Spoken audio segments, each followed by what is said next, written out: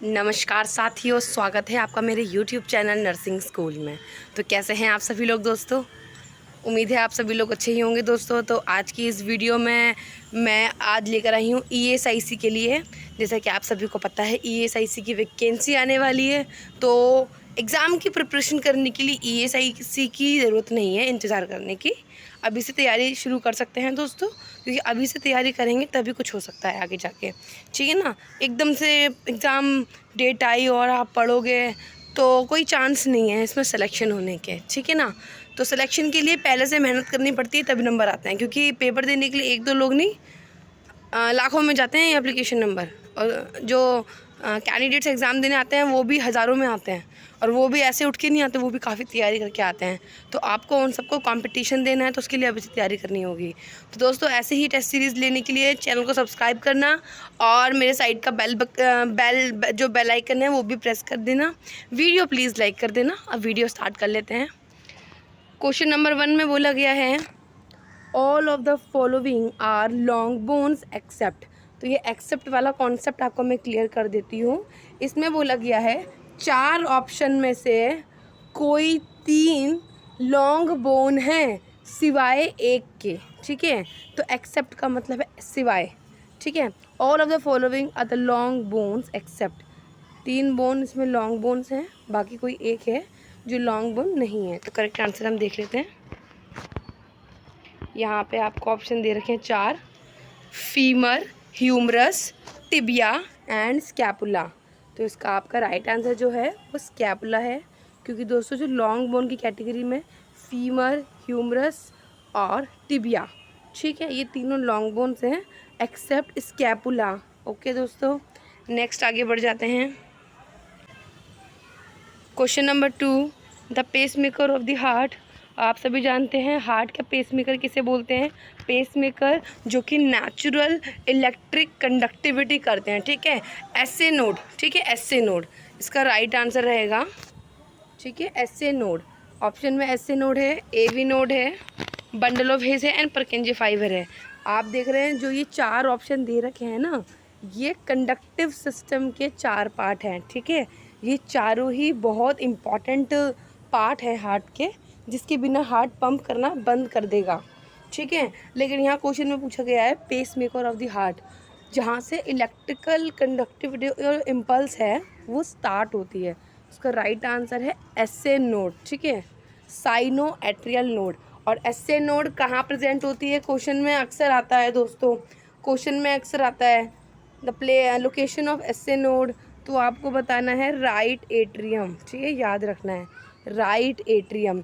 कभी कभी डीप अलग तरीके से भी पूछ लेते हैं एग्जैक्ट लोकेशन किया है, तो आपको एग्जैक्ट लोकेशन में बताना है at the junction between superior vena cava and right atrium, ठीक है।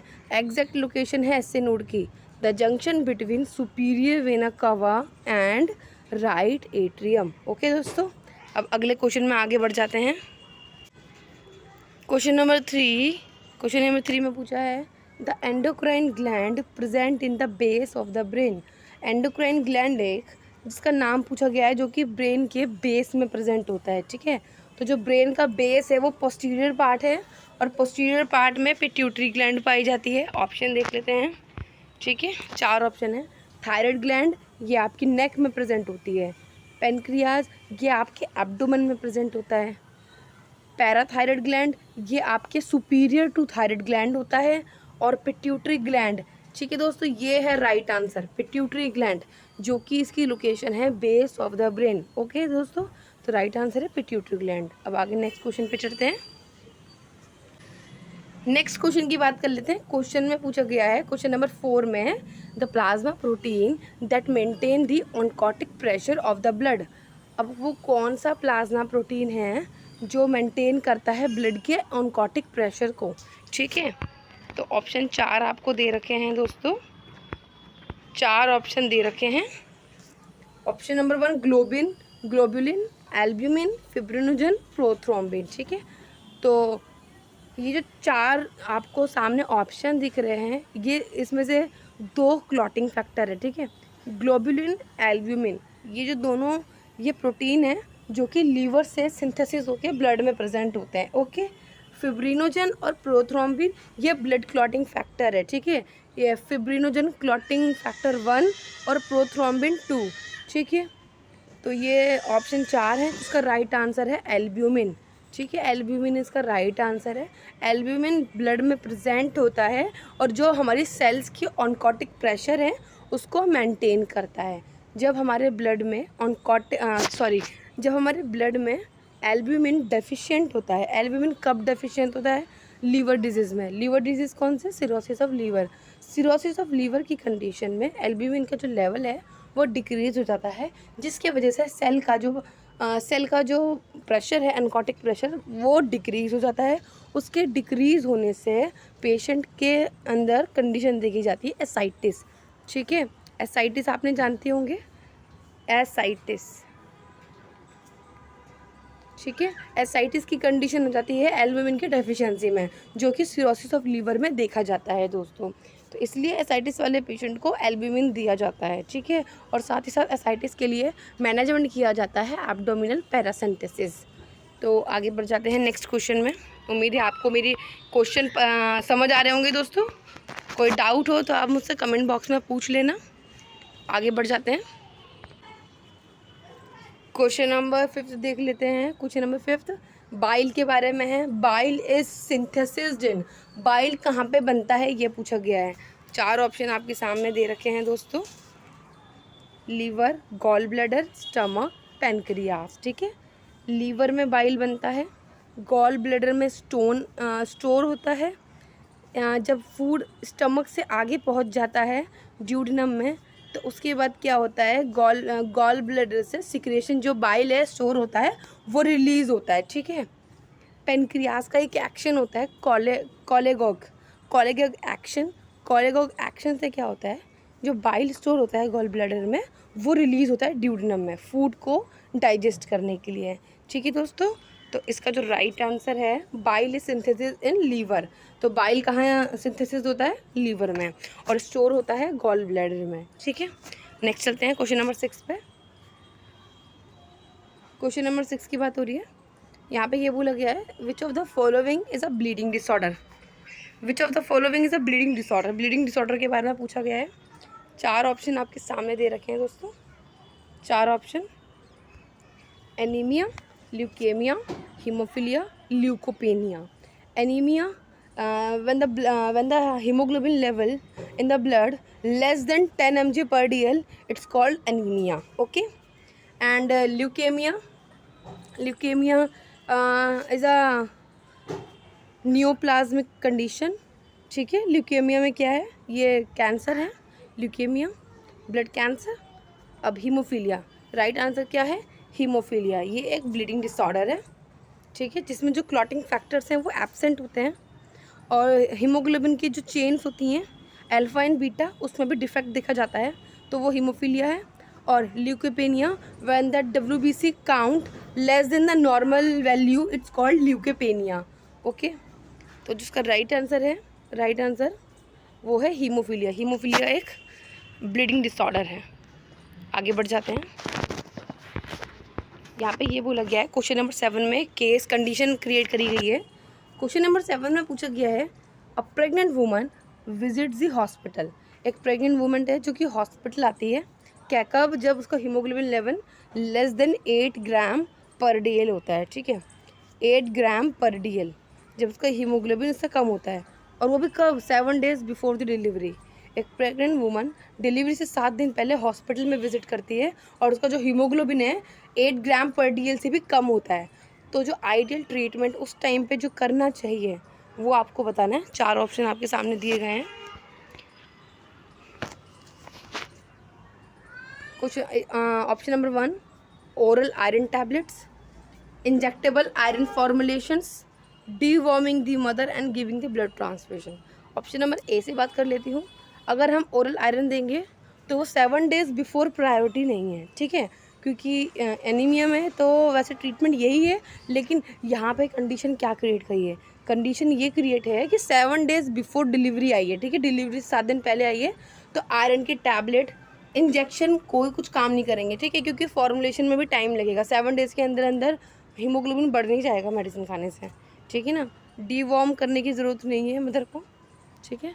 यहाँ पे जो ऑप्शन नंबर डी है, गिविंग दी ब्लड ट्रांसफ्यूजन, ये एक अप्रोप्रिएट ट्रीटमेंट, एक आइडियल ट्रीटमेंट है मदर के एचबी को इंक्रीज़ करने का, ठीक है। तो हम यहाँ पे मदर को ब्लड ट्रांसफ्यूजन देंगे। आगे बढ़ जाते हैं इसके साथ ही।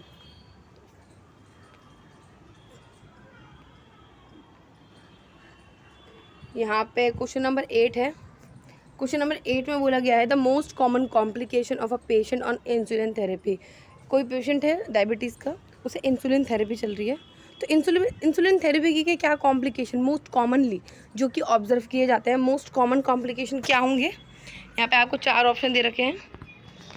क्या पेशेंट को हाइपरग्लाइसीमिया हो जाएगा, सेकेंड है हाइपोग्लाइसीमिया, थर्ड है हाइपरनेट्रीमिया, when the sodium level increase in the blood serum it's called hypernatremia, and hyperkalemia is a potassium related, when the blood potassium increase it's called hyperkalemia। तो इसका जो right answer होगा दोस्तों वो है hypoglycaemia, क्योंकि जो इंसुलिन का काम होता है ग्लूकोज लेवल को डिक्रीज़ करने का होता है। इंसुलिन थेरेपी के टाइम में क्या होता है, पेशेंट को कॉन्टीन्यूस मॉनिटर करना होता है इंसुलिन थेरेपी के टाइम पे ब्लड ग्लूकोज लेवल, ठीक है। तो इसलिए करना चाहिए क्योंकि जो उसका मोस्ट कॉमन कॉम्प्लिकेशन है हाइपोग्लाइसीमिया है। पेशेंट कभी भी सडनली हाइपोग्लाइसीमिक हो सकता है, इसलिए उसको कॉन्टीन्यूसली मॉनिटरिंग के लिए मॉनिटरिंग की बहुत ज़रूरत होती है। तो उसका राइट आंसर है हाइपोग्लाइसीमिया। आगे बढ़ जाते हैं इसी के साथ। क्वेश्चन नंबर 9, क्वेश्चन नंबर 9 में बोला गया है cold shock is also called as. इसमें पूछा गया है कोल्ड शॉक किसे बोलते हैं, ठीक है, कोल्ड शॉक। ऑप्शन नंबर आप यहाँ पे देख सकते हैं, 4 ऑप्शन दे रखे हैं। पहला है hypovolaemic shock, vasogenic shock, cardiogenic shock, obstructive shock.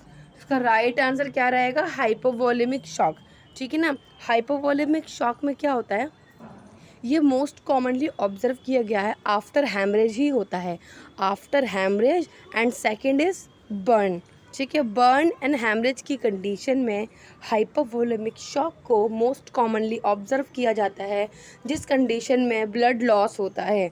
Blood loss की वजह से ब्लड सर्कुलेशन में ब्लड डेफिसिट होने की वजह से जब हमारे जितने भी वाइटल ऑर्गन्स तक परफ्यूजन कंप्लीट नहीं हो पाती है, तो वो सब फेलियर की तरफ चले जाते हैं, जिसको हम बोलते हैं हाइपोवोलेमिक शॉक।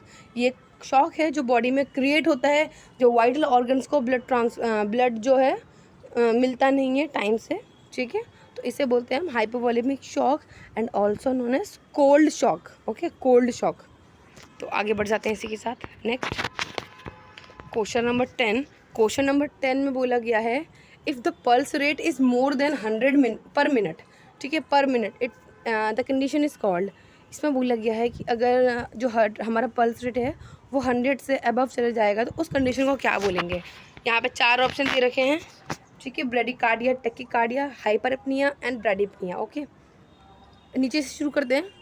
ब्रेडिपनिया आपको पता होगा, ब्रेडिपनिया लास्ट का जो पनिया है वो रेस्पिरेशन शो कर रहा है। तो ब्रेडिपनिया में क्या होता है, when the respiration less than 12 beats per minute it's called bradypnoea. And hyperpnoea, hyperpnoea में क्या होता है, जो रेस्पिरेशन का रेट है, रेस्पिरेशन का डेप्थ है वो इंक्रीज़ हो जाता है, ठीक है ना। तो रेस्पिरेशन का डेप्थ इंक्रीज़ हो जाएगा, रेट सेम रहेगा, ठीक है, रेट वही रहेगा, रेट नहीं बढ़ेगा। जो रेस्पिरेशन का रेट है अगर 16 रेस्पिरेशन पर मिनट है वो सेम रहेगा, लेकिन जो डेप्थ है, ठीक है, अंदर जो भरने की डेप्थ होती है रेस्पिरेशन को वो इंक्रीज़ हो जाती है, ठीक है, हाइपरएपनिया में। ऐसा ही एक और है हाइपर वेंटिलेशन। हाइपरएपनिया और हाइपर वेंटिलेशन में सिर्फ इतना फ़र्क है, हाइपरएपनिया में क्या होता है, जो रेस्पिरेशन का डेप्थ है वो इंक्रीज़ हो जाता है लेकिन रेट सेम रहता है। बट हाइपर वेंटिलेशन में क्या होता है, हाइपर वेंटिलेशन में the rate and depth of respiration is increased, ठीक है, जो रेट एंड डेप्थ है वो इंक्रीज हो जाता है, and that is known as hyperventilation, ठीक है, उसको हाइपर वेंटिलेशन बोलते हैं। तो आई थिंक आपको ऑप्शन नंबर सी भी क्लियर हो गया होगा। मैं साथ ही साथ सारे ऑप्शंस को क्लियर करती जा रही हूँ आपको, ठीक है, काफ़ी इजी रहेगा। ओके, अब है टैकीकार्डिया। टैकीकार्डिया आप सब जानते हैं, ये कार्डिया, दोनों शब्द में कार्डिया यूज़ हो रहे हैं, है ना। तो कार्डिया का मतलब क्या है, पल्स, पल्स से रिलेटेड है ये। तो यहाँ पर टैकीकार्डिया एंड ब्रेडिकार्डिया दे रखा है। Bradycardia when the pulse rate less than 60 beats per minute it's called bradycardia, and tachycardia when the pulse rate more than 100 beats per minute it's called tachycardia. ठीक है, तो उसका राइट आंसर क्या रहने वाला है दोस्तों, टैकीकार्डिया। टैकीकार्डिया इस कंडीशन को बोलते हैं जब हार्ट रेट 100 से अबव हो जाता है। ठीक है, आगे बढ़ जाते हैं इसी के साथ। क्वेश्चन नंबर 11 में बोला गया है, among the following this is the only disease that has been eradicated. इसमें बोला गया है कि 4 आपको ऑप्शन दे रखे हैं और उसमें से कोई एक ऐसी डिजीज़ है जो कि इरेडिकेट हो चुकी है। ठीक है, ख़त्म हो चुकी है, मतलब इरेडिकेशन का मतलब ख़त्म हो चुकी है, अब वो एग्जिस्ट नहीं करती है। ठीक है, तो उसमें से आपको बताना है कौन सी ऐसी डिजीज़ है। 4 ऑप्शन आपको दे रखे हैं, cholera, chickenpox, smallpox and polio. ठीक है, WHO ने 1980 में, ठीक है 1980 आप नोट कर लेना।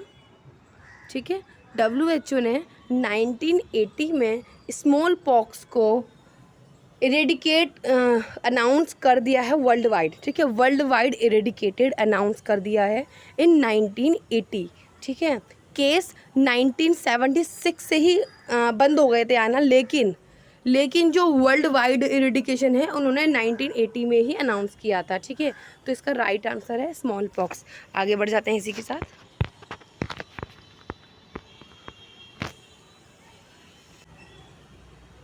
यहाँ पे क्वेश्चन नंबर 12 है। क्वेश्चन नंबर 12 में बोला है the tuberculosis is predominantly spread by. यहाँ पे बोला है कि जो ट्यूबरक्लोसिस होता है, टीबी जिसे बोलते हैं, ठीक है, टीबी किससे स्प्रेड होता है, जो सोर्स ऑफ इसका कम्युनिकेशन है, किस तरीके से ये फैलता है हमारे कम्युनिटी में। तो यहाँ पे है 4 ऑप्शन, इसमें से वेक्टर है। वेक्टर का मतलब किसी चीज़ के थ्रू। ठीक है, मतलब वेक्टर इज़ अ मॉस्क्यूटो, है ना, मॉस्क्यूटो हो गया, फ्लाइज हो गई। ठीक है, mosquito and flies are vector. ठीक है, ये वेक्टर के एग्जांपल थे। ड्रॉपलेट, हम कफ एंड स्नीज करते हैं, बातें करते हैं टॉकिंग के टाइम पे, जो मुंह से लार के छींटे जाती हैं दूसरों की तरफ सामानों में। ठीक है, आप छींकते हैं ना, छींकते हैं, हाथ रख के छींकते हैं, क्योंकि जो ड्रॉपलेट है वो स्प्रेड हो जाती है हमारे आसपास। ठीक है, इसलिए तो वो ड्रॉपलेट हो गया। फोमाइट्स, आप जब छींकते हैं, छींकने के बाद जो आपकी ड्रॉपलेट जहाँ जहाँ गिरती है, मान लीजिए आप कहीं बैठे हैं, ठीक है, आपने छींका तो आपके फ़ोन में, ठीक है, आपके बेड पे, आपके आसपास जो है साइड रेल्स होती है वहाँ पे, ठीक है, वहाँ सब पे जो भी आपका जो कंटेमिनेशन होगा वो फोमाइट्स कहलाएंगे। आपने कफ़ किया, हाथ लगा के कफ़ करने के बाद आपने गेट खोल दिया, तो सॉरी, आपने जो गेट खोला है, तो गेट जिस हाथ से खोला है ना, तो वो ही फोमाइट बन गया है। जो हैंडल है ना, डोर है, डोर का जो हैंडल है वो फोमाइट बन चुका है, क्योंकि आपने वहाँ पे इन्फेक्शन कर दिया है उस डोर पे। अब जो भी बंदा अगला छुएगा ना, वो छूने के बाद उसको भी वो इन्फेक्शन उसके हाथ में जाएगा, उसके बाद जो अपने नाक में हाथ लगाएगा, मुँह में हाथ लगाएगा, उसको जुकाम हो जाएगा, फिर 2 दिन बाद वो बोलेगा मुझे जुकाम हो गया। तो ये फोमाइट्स का है। फूड, फीको ओरल रूट आपने सुना होगा, पोलियो, टाइफाइड, ये जो डिजीज़ है फीको ओरल रूट से फैलती है, तो फूड के थ्रू होती है। तो हमें यहाँ पे टीबी की बात करनी है, टीबी कैसे फैलता है, तो आई थिंक आपको समझ आ गया होगा, ड्रॉपलेट। ठीक है, ड्रॉपलेट के थ्रू टीबी स्प्रेड होता है कम्युनिटी में। आगे बढ़ जाते हैं। Question number 13, anaphylaxis to the drug, anaphylaxis to drug is treated by.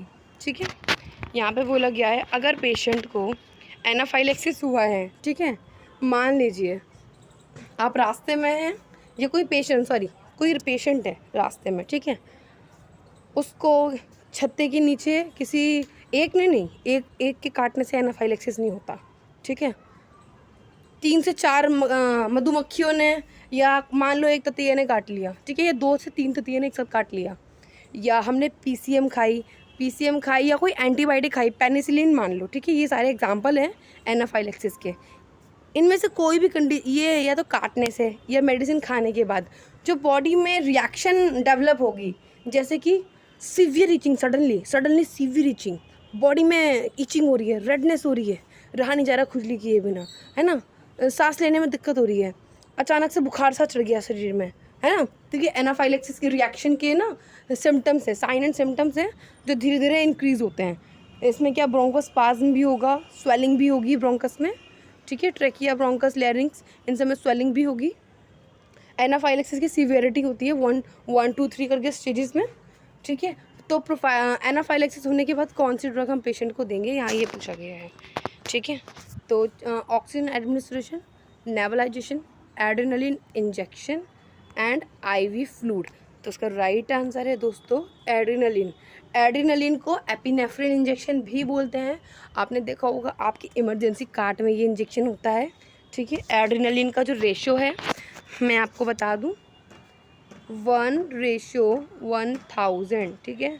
Exam में ज़रूर आएगा ये नोट कर लेना, एग्ज़ाम में 100% आएगा ये, ठीक है, कि एड्रेनलिन का रेशो क्या होता है। तो 1:1000 एड्रेनलिन का इंजेक्शन एनाफाइलेक्सिस के टाइम पे पेशेंट को देना है, ठीक है। ये नोट डाउन कर लेना, 1:1000 ये फिक्स है, ठीक है, एनाफाइलेक्सिस के लिए।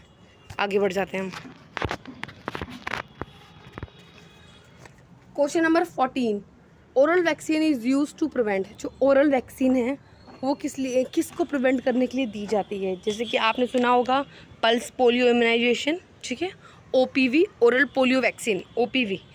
तो ओपीवी किस लिए देते हैं दोस्तों, पोलियो को इरेडिकेट करने के लिए, ठीक है। इसका राइट आंसर है पोलियो। नेक्स्ट आगे बढ़ जाते हैं।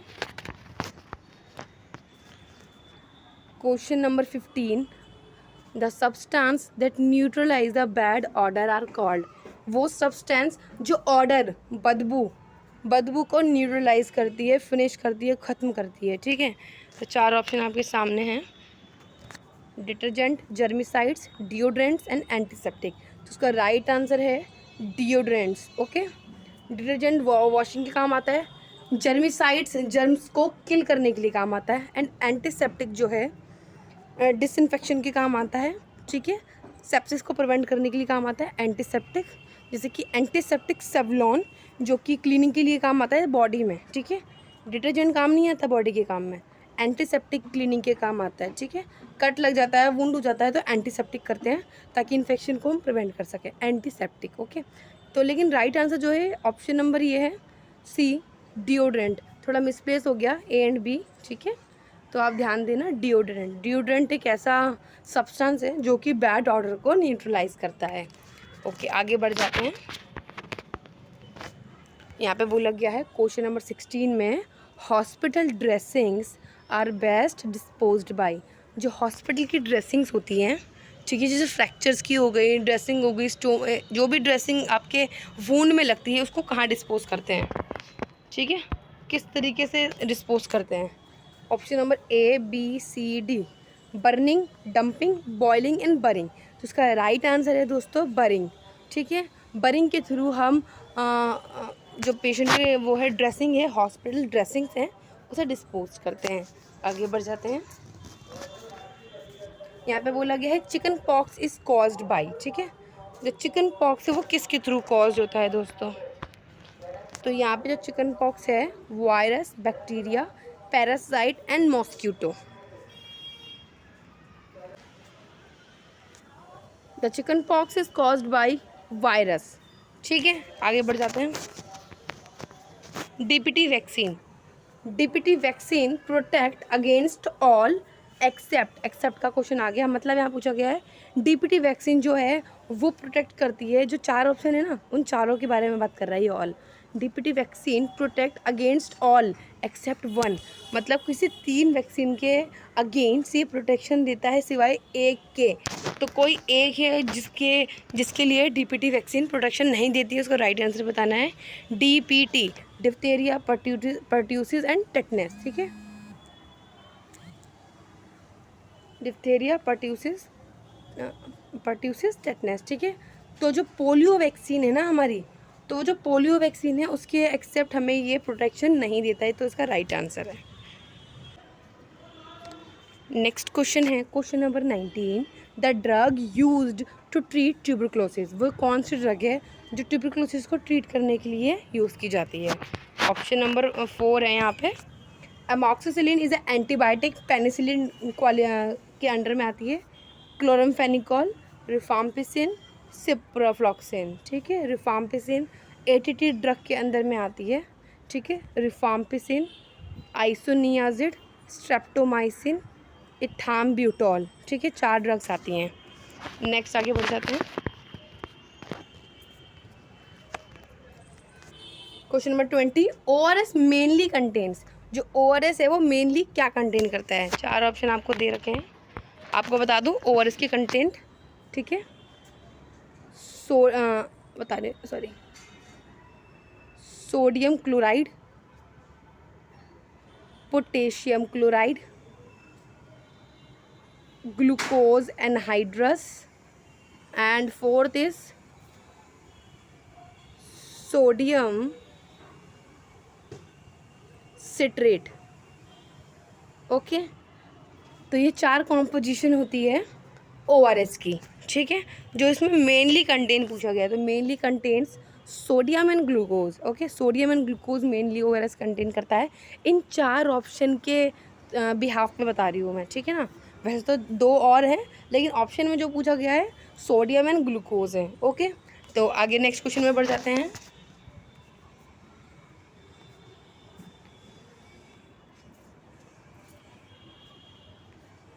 क्वेश्चन नंबर 21 में पूछा गया है, dengue fever is transmitted by mosquito of species. तो सबको पता है डेंगू फीवर मॉस्क्यूटो, मच्छर से ही ट्रांसमिट होता है, लेकिन मॉस्क्यूटो की स्पीशीज़ पूछी गई है। कौन सा स्पीशीज़ है जो कि स्पेशली डेंगू ही कॉज करता है, ठीक है। तो आपको 4 ऑप्शन में दिखा देती हूँ, ठीक है। ऑप्शन नंबर ए है एडिस, ठीक है। B Anopheles, Culex and मेंसोमनिया।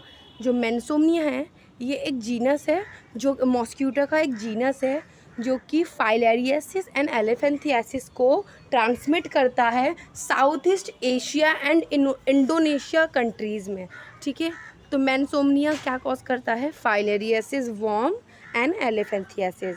Culex आपको पता होगा, क्यूलेक्स मॉस्क्यूटो जो है वेस्ट नील फीवर, ठीक है, वेस्ट नील फीवर कॉज करता है, और साथ ही साथ जैपनीज़ इंसेफ्लाइटिस, JI, ठीक है, JI जैपनीज इंसेफ्लाइटिस, ये 2 डिजीज़ कॉज करता है क्यूलेक्स मॉस्क्यूटो। ओके, अब नेक्स्ट है एनोफिलिस।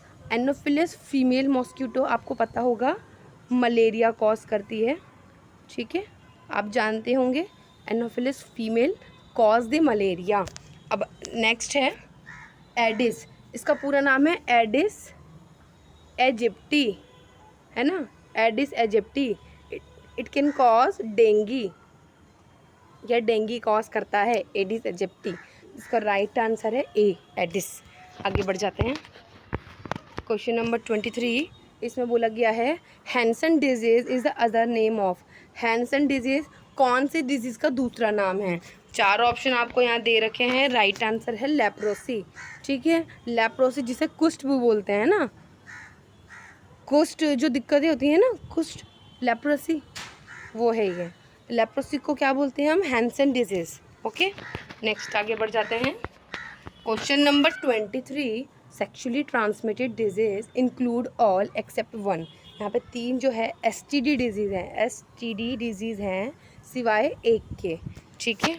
तो यहाँ देख लेते हैं, syphilis, AIDS and gonococcal infection is sexually transmitted disease except typhoid, because typhoid जो है फीको ओरल रूट से कॉज होता है, ठीक है।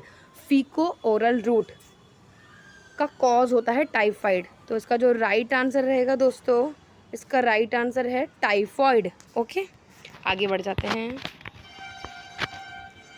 नेक्स्ट में पूछा गया है the instrument used to record the blood pressure. कौन सा इंस्ट्रूमेंट है जिसे ब्लड प्रेशर को मेज़र करने के लिए यूज़ किया जाता है? ओके, यहाँ पे लिखा हुआ है, यहाँ पे ऑप्शन नंबर सी में स्फेगमेनोमीटर, ठीक है। कॉमन नाम है, काफ़ी बार एग्ज़ाम में आया है ये नाम, स्फेगमेनोमीटर, ठीक है। इसका राइट आंसर है। आगे बढ़ जाते हैं। Question number 25। Okay, question number 25, pap smear is used to diagnose. Pap smear क्या डायग्नोज करने के लिए यूज़ किया जाता है? आपके सामने 4 ऑप्शन दे रखे हैं दोस्तों, cervical cancer, ovarian cancer, breast cancer and stomach cancer. इसका आंसर आप देंगे, इसका आंसर मैं नहीं दूंगी। Pap smear is use to diagnose, ठीक है। पेप स्मीयर किस लिए यूज़ किया जाता है, इसका आंसर आप मुझे देंगे नीचे कमेंट बॉक्स में दोस्तों, ठीक है।